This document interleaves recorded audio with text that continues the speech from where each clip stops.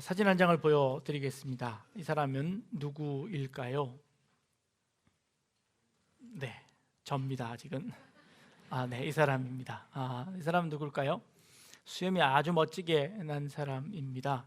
이 사람의 이름은 노스트라다무스입니다. 노스트라다무스는 성모의 대변자라는 뜻을 가지고 있고, 이 사람의 원래 이름은 노스트르담이라는 이름을 가지고 있는 사람입니다. 여러분들 잘 아시는 것처럼 지구의 멸망을 예언하기도 하고 많은 예언을 했던 그런 사람입니다. 심지어는 이 사람이 1503년부터 1566년까지 살았는데 9.11 사건까지 다 예언을 했었다라고 그렇게 알려지기도 할 만큼 그의 예언이 전 세계를 떠들썩하게 했습니다. 그가 그렇게 유명해진 것은요, 그는 원래 의사였습니다. 그리고 흑사병이 일어났을 때 그 흑사병을 잘 고쳤던 그런 의사로 유명해졌다가 나중에 그가 한 3년 동안 한 1000편의 사행시를 지었습니다. 시를 지어서 그 시를 책으로 냈는데 이 책 때문에 유명해진 겁니다. 그 책의 표지는 이렇습니다.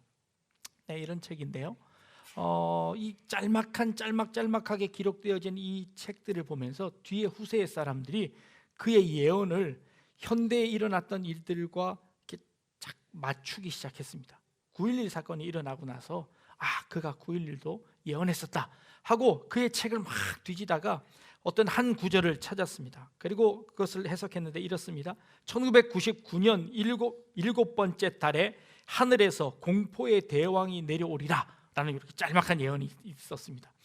요거를 가지고 노스트라다무스가 9.11도 예언했었다 라고 한 것입니다. 이게 도대체 무슨 말인가? 일곱 번째 달이 왜 9월 달일까요? 이 프랑스에서 일곱 번째 달은 그 당시의 원력으로 볼 때 이게 9번째 달, 9월 달에 해당된다는 겁니다.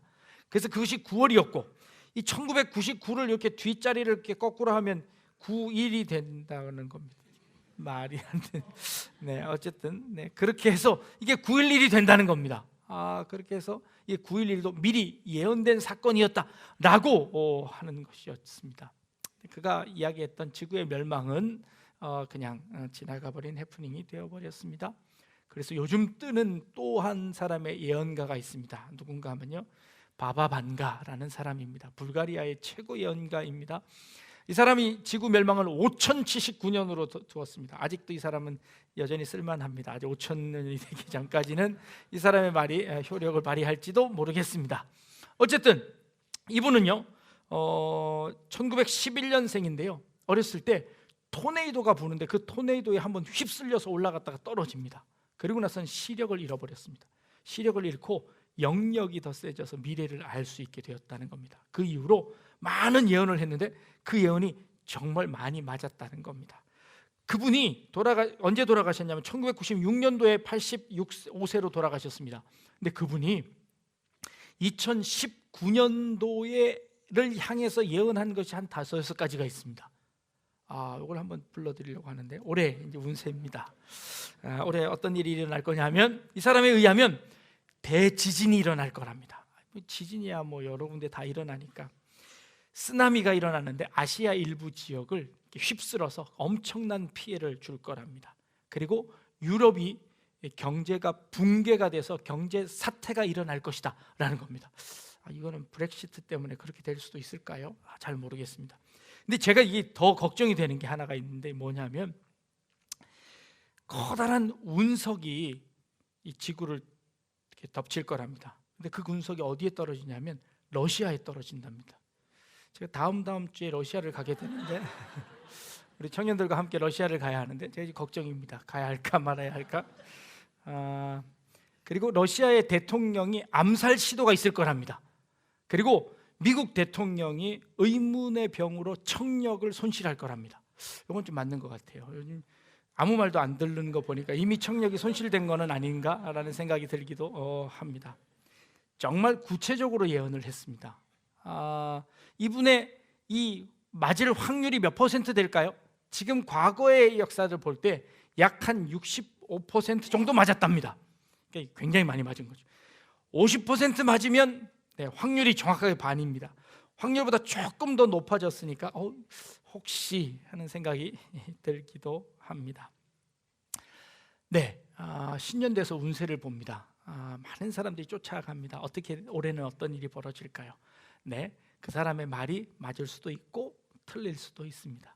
그런데 그런 점쟁이들이 하는 말들이요, 다 나한테 과거의 일들은 전부 다 맞는 것 같습니다. 제가 신년 새벽 기도를 하면서 여러분들에게 보여드린 영상이 있는데 혹시 기억하실는지 모르겠습니다. 심리 검사를 한다고 하고 사람의 손가락을 이렇게 그리게 했습니다. 여러 사람들의 손가락을 그린 후에 이걸 가지고 심리 검사를 했습니다. 그리고는 그 사람들에게 맞게 다 성격에 대한 것들을 다 이렇게 한 장씩 나누어 주었습니다. 그 받은 사람들이 보면서 야, 정말 나하고 성격이 정말 딱 맞는다 하고 사람들이 전부 다 손바닥을 쳤습니다. 알고 봤더니 모두 다 같은 종이를 나누어 주었습니다. 다 각자 같은 종이를 받고 다 이건 자기한테 정말 맞는 말이라고 이야기하는 겁니다. 사람들은 늘 그런 마음들을 가지고 있습니다. 그래서 과거에 어떤 일이 되었건 간에 그 일들이 일어나면 그것이 정말 맞는 것처럼 여겨진다는 것이지요. 제가 오늘 왜 이런 서론을 말씀을 드리냐면, 오늘 우리가 읽은 본문에 예수님께서도 이와 비슷한 말씀을 하셨다는 겁니다. 제자들과 함께 성전에 들어가셨다가 나오시면서 제자들이 예수님에게 물어봅니다. 예수님, 저 성전을 좀 한번 보십시오. 저 성전이 정말 우람하고 아름답게 잘 지어지고 있지 않습니까? 하고 예수님에게 의견을 물어보았습니다. 예수님께서 맞장구를 치실 줄 알았습니다. 그런데 예수님이 엉뚱한 말씀을 하십니다. 얘들아, 저 성전이 돌 위에 돌이 쌓여지는 모습을 보느냐? 아니, 저 돌이 돌 위에 돌 하나도 남지 않고 모두 다 무너져서 없어질 것이다 라는 예언을 하시는 겁니다. 저주를 하셨습니다.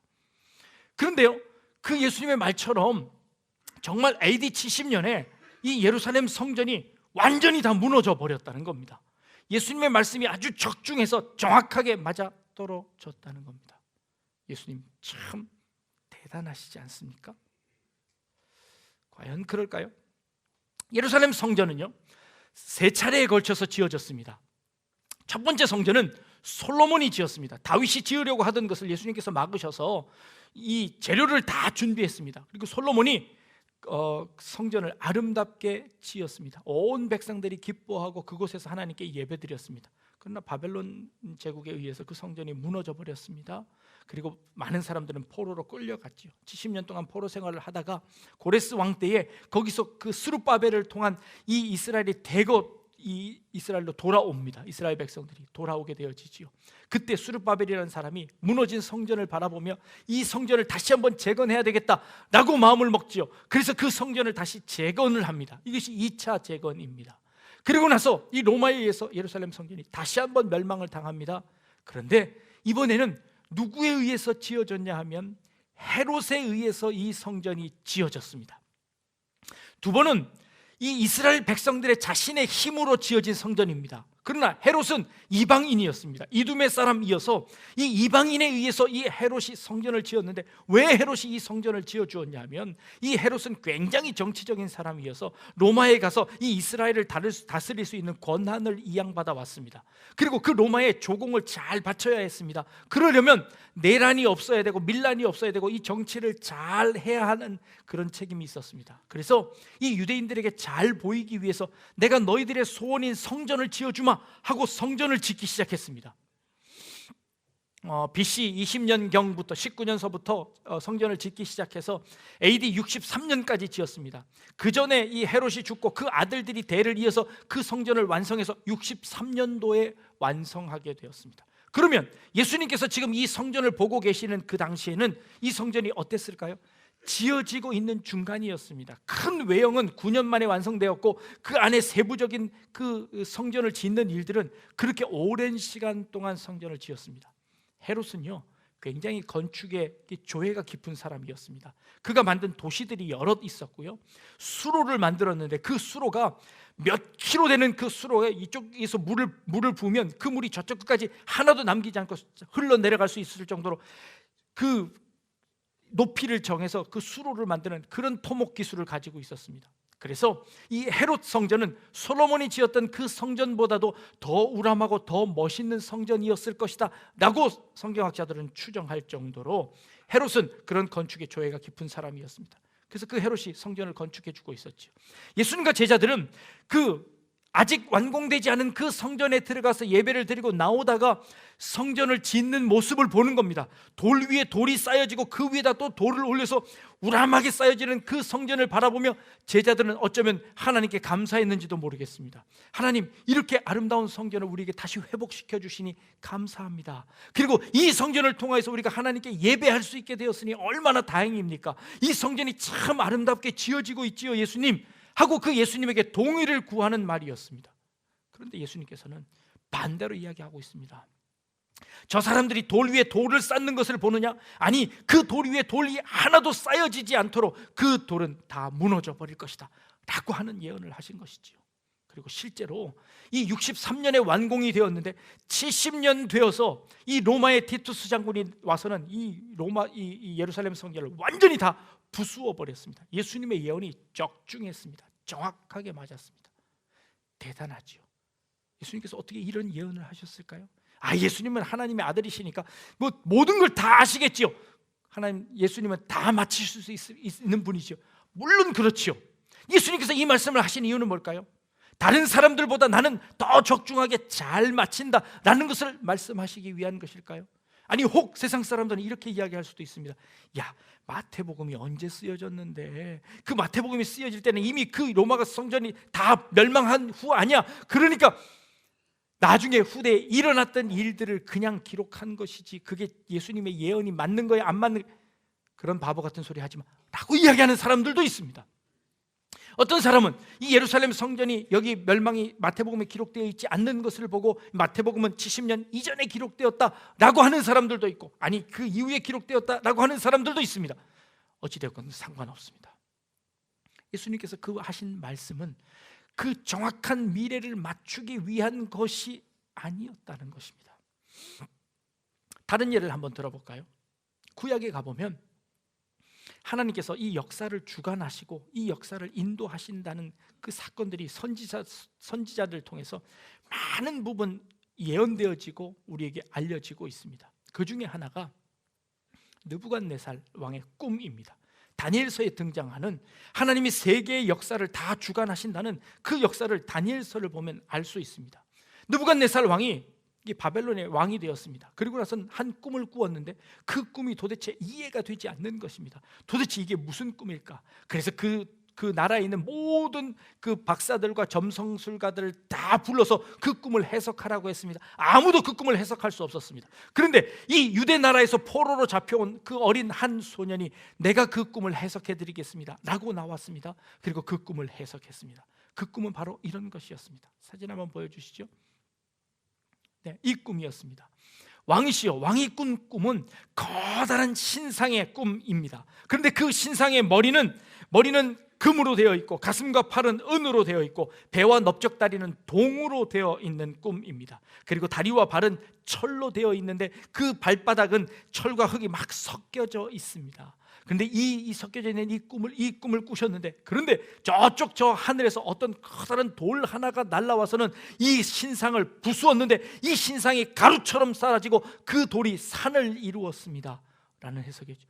도대체 그 꿈의 의미가 무엇이냐 라고 물어봅니다. 그러자 이 다니엘이 이렇게 해석합니다. 왕이시여, 이 머리는 왕을 상징합니다. 당신을 상징합니다. 이 바벨론의 큰 나라를 상징하지요. 그러나 그 밑으로는요 또 다른 제국들, 또 다른 나라들이 나타날 것입니다. 그리고 또 다른 나라들이 나타날 겁니다. 그러나 이 모든 나라들을 부수시는 어떤 한 돌이 나타나 이 신상을 다 부수어 버릴 겁니다 라고 예언한 것이죠. 후대에 보니까 이 나라는 정말 이 다니엘이 예언한 것처럼 정확하게 맞아 떨어졌습니다. 머리는 바벨론이었습니다. 바벨론이 멸망하고 나서 곧 이어서 메데와 파사라는 나라가 나타났습니다. 페르시아죠. 이 페르시아가 나타나고 이 페르시아는 알렉산더에 의해서 헬라 제국이 형성이 되어집니다. 그리고 헬라 제국은 결국에 로마의 멸망을 일으켜서 로마가 전 세계를 다스리게 되죠. 그리고 로마 이후서부터는 어떠한 제국도 등장하지 않습니다. 이게 세계사이지요. 그러면 이 바벨론, 이 다니엘이 꿈꿨, 다니엘이 해석했던 이것이 세계의 지금까지의 우리 이 지구상에 있는 세계의 세계사들을 총망라하며 정확한 역사를 보여주는 것이었습니다. 그러자 또 세상 사람들이 반박하기 시작했습니다. 야, 그 성경은 나중에 후대 사람들이 갖다 붙인 거 아니냐라고 이야기하는 것이지요. 과연 그럴까요? 과연 그럴까요? 연대기를 한번 볼까요? 그 다음 화면 한번 보시죠. 자, 지구의 역사입니다. 기원이 되는 것은 예수님의 탄생이지요. 기원입니다. 예수님의 탄생이지요. 그리고 그 다음 한번 보시면 AD 70년에 예루살렘이 멸망합니다. 그리고요, 바벨론은 언제이냐면 이때입니다. 바벨론이 느부갓네살 왕이 있던 때가 이때쯤 되어집니다. 그리고 그 다음이요, 페르시아가 그 다음 시대를 이끌어갑니다. 그리고 그 다음 시대는요, 이 헬라가 강성해진 것은 BC 264년에서 241년경이라고 합니다. 이때가 포에니 전쟁 때인데 헬라가 336년서부터 323년까지 동방원정을 갔던 때입니다. 그러니까 이 알렉산더가 동방원정을 이렇게 마치고 자신의 나라를 만들어내던 그때입니다. 그 다음이 로마죠. 그 다음이 로마입니다. 로마의 붕괴 264년서부터 241년 때입니다. 이때 포에니 전쟁 시기입니다. 이 전쟁을 통하여서 로마가 이제 그 힘을 발휘하고 그 능력을 이렇게 나라로서 제국으로서 면모를 갖추게 되는 그때입니다. 그런데 더 나중에 이 카르타고의 한니발이 죽거나 한니발과의 그 전쟁에서 결국에 이 한니발이 알프스 산을 넘지 못해서 이게 나중에 결국에 독약을 마시고 자살하는데 그게 BC 183년입니다. 그러면 이 한니발이 죽고 나서야 이 로마가 전체의 이 제국을 형성했다고 볼 수 있겠지요. 그렇다면 이 BC 183년까지가 로마의 이 부흥기라고 볼 수 있습니다. 이게 세계사의 역사입니다. 그렇다면 이 성경이라는 이 구약 성경은 언제 만들어졌을까요? 아마 훨씬 더 전에 만들어졌습니다. 구전으로 전해오기도 하고 쪽으로 와서 전해지기도 하고 그랬습니다. 근데 이것을 정확하게 역사가들도 인정하는 한 사건이 있습니다. 그 사건이 무엇이냐면 구약 성경은 히브리어로 쓰여졌습니다. 근데 그 히브리어를 이 헬라 시대가 되면서 이집트의 프톨레미 왕이 이 히브리어로 된 것을 헬라 말로 바꾸는 일이 있었습니다. 구약 성경 전체를 다 번역해서 헬라어로 바꾸는 작업을 하는 겁니다. 그 헬라어로 바꾸는 작업을 언제 했냐면 프톨레미어 그 황제가 살아있는 시대가 286년서부터 247년까지입니다. 그러니까 로마가 형성이 되기 전에 이미 구약 성경이 헬라어 성경으로, 그러니까 헬라어 말로 이렇게 번역되어졌다는 것이지요. 그 말은 구약 성경은 그 전부터 구전으로 전해왔고 그 전부터 전해오던 것을 이제 읽을 수 없는, 헬라 말로 읽을 수 없는 사람들에게 헬라어로 번역한 것이 이때입니다. 그러면 구약 성경은 이미 그 전에 이루어졌다는 것이죠. 이것을 보면 그 전에 이루어진, 로마가 이루어지기도 전에 이미 하나님께서는 세계사 가운데 그 로마가 있을 거라는 것을 이미 예언하고 계셨다는 것이죠. 객관적인 사실이죠. 하나님께서 이 역사를 온전히 미리 아시고 미리 계획하셨고 미리 역사하셨다는 것을 통해서 알 수 있죠. 이것은 누구도 반박할 수 없는 그런 객관적인 사실이지요. 성경 역사의 객관성이라는 것입니다. 제가 처음 공부를 하면서 이 사건을 알고 나서는요, 막 가슴이 막 두근거렸습니다. 야, 하나님은 정말 살아계셔. 하나님은 이 역사를 정말 주관하셔. 하나님께서는 이 세계사들을 주관하시는 분이 바로 하나님이셔. 객관적인 사실, 어느 누구도 반박할 수 없어 라는 생각을 가졌습니다. 그런데요, 그거를 아는 역사가들 중에서도요, 하나님을 믿지 않는 사람들이 훨씬 더 많다는 겁니다. 그게 무슨 소용이 있냐는 겁니다. 아니, 그 두 다리 롯이 왜 로마여야 돼? 아니, 그거는 미국이면 안 되는 거야? 라고 의의를 제기합니다. 결국 하나님께서 행하신 이 역사적인 사실들도, 객관적인 사실이라는 것들도 결국에 그 점쟁이가 얘기했던 것처럼 누구든지 다른 방식으로 해석해버리면 해석이 가능하다는 것이죠. 결국에 믿어야 된다는 것이었습니다. 물론 저 스스로, 우리 기독교인 스스로 이 모든 것들은 하나님이 인도하신 것이야 하고 우리가 우리의 믿음을 굳건하게 하는 방법으로 쓸 수 있습니다. 그러나 이것으로서 하나님을 증명해낼 수는 없더라는 것이지요. 그렇다면 예수님께서 지금 이 사건을 예언하신 이유는 뭘까요? 자 봐라, 내 말대로 예루살렘이 멸망했지, 그러니 내가 한 말이 다 사실이지 라고 하시는 그런 차원이었을까요? 다른 노스트라다무스나 아니면 바바반다처럼 미래를 예언했으니까 나는 미래를 아는 사람이야, 그 미래를 알아서 도대체 뭘 할 건데요? 그게 중요한 것이 아니라는 겁니다. 예수님께서 지금 이 사건을 말씀하신 이유가 뭘까요? 예수님께서 돌 하나도 돌 위에 쌓아지지 않을 것이다 라는 이 말씀은 미래를 예언하는 차원에서 하신 말씀이 아니라 지금 쌓여지고 있는 그 성전을 말씀하시는 것이었습니다. 헤롯이 지금 성전을 쌓고 있습니다. 그리고 그 쌓여지는 그 성전을 바라보면서 사람들이 흐뭇해했습니다. 그래, 맞아, 하나님의 성전이 지금 지어지고 있어. 그곳에 하나님이 계시고 그 하나님께 예배하고 그러면 우리는 우리의 신앙의 할 일들을 다 했어 라고 그들은 그 눈에 보이는 성전을 통해서 자신의 신앙을 완성하려고 했습니다. 그러나 예수님께서는 그 눈에 보이는 그 성전이야말로 사람이 지은 것이고 돌 위에 돌 하나도 남지 않고 없어져 버릴 그런 하찮은 것이다 라고 말씀하시는 것입니다. 우리는 늘 눈에 보이는 뭔가를 잡으려고 합니다. 아니, 믿음을 가져도 그래, 그건 객관적인 사실이야 라고 할 수 있습니다. 그런데 그게 얼마나 객관적일까요? 아니, 느부갓네살 왕이 뜨인 돌이 쳐서 그 신상을 다 부숴버렸습니다. 요즘 시대에 그걸 어떻게 해석할 수도 있을까요? 아, 운석이 떨어져서 그 운석이 그 나라를 다 부숴버릴 거야 라고 해석할 수도 있습니다. 그것은 어떻게 믿느냐에 따라서 그 사람에 따라서 모든 것이 다 바뀔 수 있다는 것이죠. 결국 우리가 붙잡아야 할 것은 무엇일까요? 그것이 하나님의 말씀이라는 겁니다. 하나님께서 돌 위에 돌 하나도 남지 않게 다 부숴버리고 결국에 세우시려고 했던 것이 무엇입니까? 우리의 마음속에 있는 진정한 성전이라는 것입니다. 성전은 눈에 보이는 것이 아니라 우리의 마음판이 성전이고 내 몸이 성전이고 내 마음이 성전이 되어서 하나님께 예배하는 것이지, 눈에 보이는 건물이 성전이 아니고 내가 지금까지 쌓아왔던 신앙이 성전이 아니고 내가 쌓아왔던 공력이나 내가 쌓아왔던 영역이나 이 모든 것들이 값어치 있는 것이 아니라 지금 현재 내가 하나님을 어떻게 섬기고 있고 내가 그 하나님을 어떻게 생각하고 있고 내가 그 하나님을 어떻게 섬기고 있는지, 그것이 더 중요하다라는 것을 주님께서 말씀하고 계신 겁니다. 이 돌이 우람해 보이느냐? 이 돌이 웅장해 보이느냐? 이 성전이 보기 좋아 보이느냐? 아무 쓸데없는 것이다 라고 말씀하시는 것이죠. 사람들은 인생에서 자신의 노력으로 힘으로 뭔가를 자꾸 쌓아 올리려고 합니다. 그리고 그 쌓아 올린 그 위에 앉기를 원합니다. 그리고 그것에 안도감을 느낍니다. 그것이 없는 사람들은 또 불안해합니다. 나는 지금까지 살면서 아무것도 쌓아놓은 것이 없네, 나는 지금까지 살면서 아무것도 해놓은 것이 없네, 불안해합니다. 만족해하는 사람이나 불안해하는 사람이나 모두 다 인간의 공력으로 말미암아 쌓아올린 그 무언가에 그의 신앙을 기대고 있는 그런 모습을 보는 겁니다. 저 돌을 쌓는 저 인간의 수고들 보아라, 아무 소용없는 것이다. 우리의 신앙도 마찬가지다.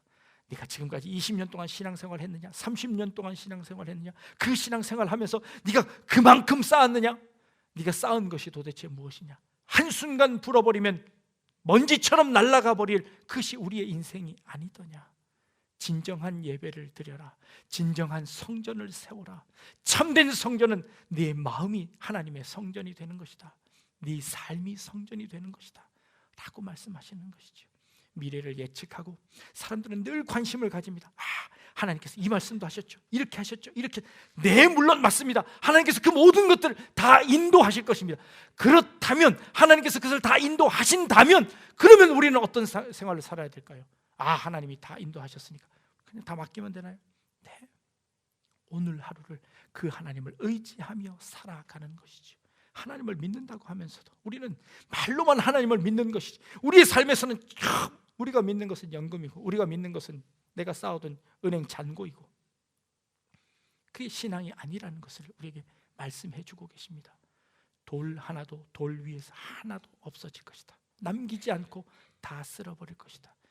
그제서야 참된 성전을 발견하게 될 것이다 라는 것이죠. 신앙을 가지는 분들의 간증은 늘 그렇습니다. 내가 잘 나갈 때는 하나님을 버리고 모른다고 하다가 하나님께서 날 치셔서 그것이 다 흩어진 후에야 하나님께서 나를 붙잡고 계시다는 것을 깨닫게 되었습니다. 내가 그래서 하나님께 돌아오게 되었습니다 라고 간증하시는 분들이 참 많습니다. 네, 여러분들의 인생의 돌들을 치워버리십시오. 여러분들이 쌓아 올렸던 그 공력들을 제거해 버리십시오. 그래야 하나님이 보입니다. 그래야 하나님과 쌓았던 그 담이 무너져야 그 다음에 하나님을 만날 수 있습니다. 내 인생에 나를 둘러싸서 쌓아놓았던 그 성벽들을, 그 예루살렘 성벽들을 때문에 오히려 하나님을 볼 수가 없습니다. 내가 지금까지 신앙생활했던 그 신앙생활 때문에 하나님을 만날 수 없습니다. 오히려 내 신앙 때문에 하나님과 더 멀어져 버렸습니다. 내가 쌓아올린 그 신앙 때문에 하나님을 더 모르게 되었습니다. 여러분들이 쌓아올린, 여러분들의 노력으로, 여러분들의 힘으로 쌓아올린 모든 것들 다 허물어 주십시오. 그리고 진짜 하나님을 만날 수 있기를 바랍니다. 진짜 성전을 여러분들 마음속에 세울 수 있기를 바랍니다. 진짜 신앙이 여러분들의 마음속에 온전히 세워지고 여러분들의 인생 가운데 온전히 세워져서 그 하나님과 동행하는, 하나님을 만나는, 그리고 하나님의 삶을 살아드릴 수 있는 그런 우리 성도님들 다 되실 수 있기를 주님의 이름으로 축복합니다. 기도하겠습니다. 하나님, 돌 하나도 돌 위에 남기지 않고 허물어 버리겠다고 말씀하신